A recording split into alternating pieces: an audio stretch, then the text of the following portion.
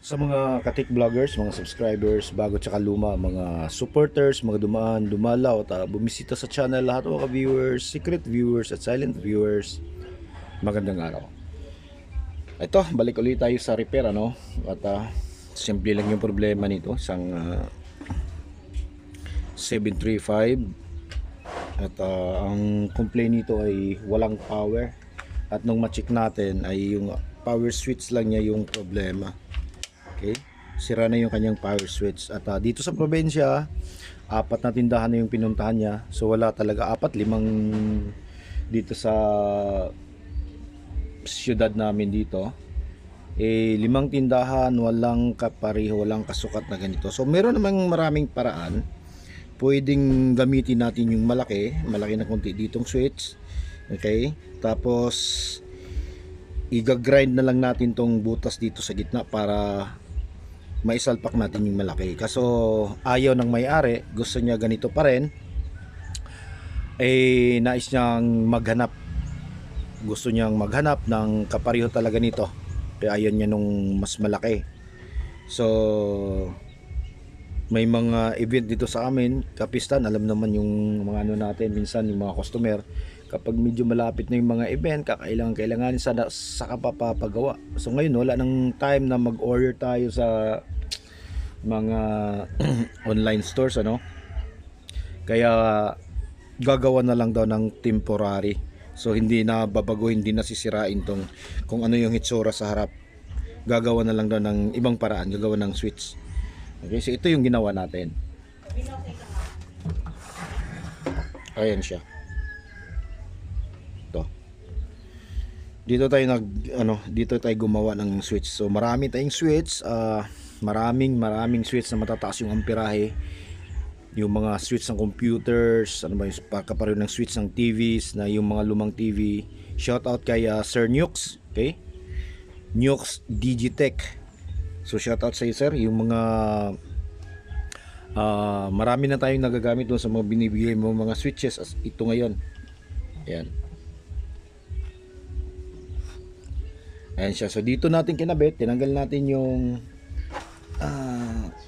fuse holder niya dito. Okay, tapos ginawa natin. Tapos nilagyan natin siya ng kunting parang knob. Ginawa natin siya ng knob na medyo maganda naman tingnan, medyo decente siya tingnan, ano.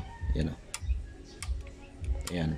Tsaka pagka nagkabit kayo dito, siguraduhin lang natin na kapag pagtulak natin ng ganyan, hindi gagalaw yung switch. Kasi kapag gumalaw yung switch, baka mamaya mabigat yung kamay ng may-ari. Pag diin ng ganun, matatanggal. So delikado. Okay? Baka, alam naman natin, baka yung kaha. So gano'n lang, kanya-kanyang idea na lang, kanya-kanyang pamamaraan kung paano gagawin.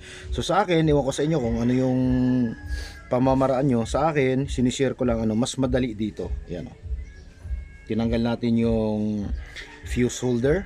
Okay, nilagay natin dito. Ayan siya, naka cable tie. Dito siya nakalagay yung fuse niya, fuse holder. Tapos pinalit natin yung switch. Okay, ayan. So ito na siya ngayon. Okay. So medyo okay na, medyo decente kung titingnan at malinis, hindi marumi. Kung makakabili yung may-ari ng nung original na switch, so walang problema. Tatanggalin natin tong switch na yan, kakabit natin doon as original. Tapos itong nakalagay dito na fuse holder, ibabalik natin dito. So ganun na ganun pa rin.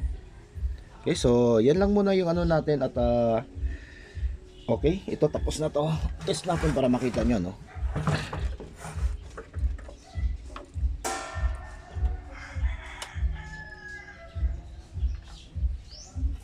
So turn on natin. Yan, so nakita nyo umiilaw na. Yan. Okay. Tapos off. Ayan. So okay na yung kanyang switch. So yun lang naman talaga yung problema.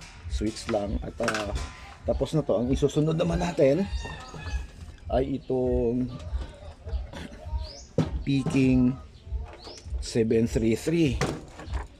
Ayan, yung fake na 733. Ayan, ang complaint nito, kapag naka 4 ohms siya, okay? Kapag naka 4 ohms, nagtitrip, namamatay. Kapag si 16 ohms mo naman siya, halatang halata mong distorted, dapat hindi. Okay? Pwede siyang mahina ng konti pero hindi siya distorted.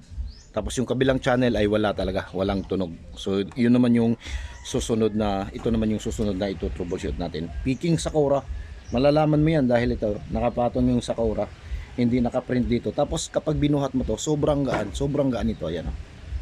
Kung ikukumpara mo siya sa original na 733. Okay, so abangan nyo na lang kung ano yung problema nito. At siguro mga susunod na video, o kung hindi tayo magiging busy, ano. So hanggang dito na lang siguro tayo. So maraming salamat, God bless at bye bye.